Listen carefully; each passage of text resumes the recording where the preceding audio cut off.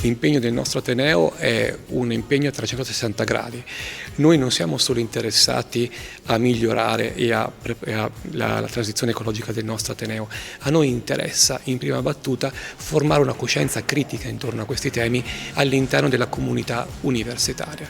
È anche vero che in questa attività non possiamo essere soli, creare reti anche al di fuori dell'Ateneo è fondamentale. Costruire attorno a processi e a progetti una serie di attività legate alla sostenibilità ambientale. Il caso di Verona Green è capitale in questo senso, perché dimostra come sia possibile articolare in maniera diffusa ma coordinata una serie di iniziative che si spera vadano a depositare quel seme che poi crescendo e maturando appunto riesca effettivamente a raggiungere tutti noi e a portarci a quei cambiamenti anche minimi del comportamento, ma che se moltiplicati per il numero di soggetti che li tengono, ecco sì, fanno la differenza. Evergreen Week è un evento che si snoderà a Verona dal 3 al 9 giugno e che prevede il coinvolgimento di molte associazioni e di molti dipartimenti associati all'università per parlare dell'importanza del capitale naturale nel nostro comune.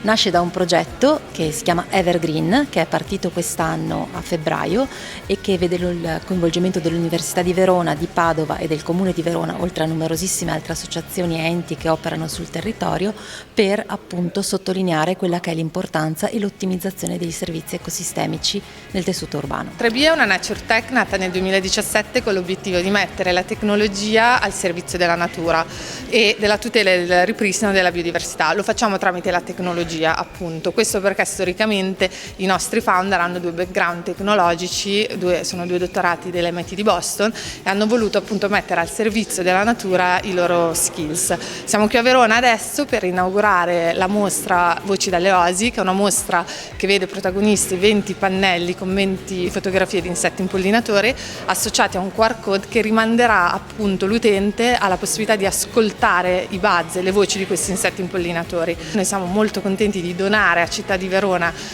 questa mostra, in quanto per noi il territorio del veronese è molto importante. Abbiamo diversi grower che ci supportano nelle nostre attività in quest'area e pensiamo che riportare l'attenzione sugli insetti impollinatori e sull'importanza che hanno nella biodiversità sia fondamentale.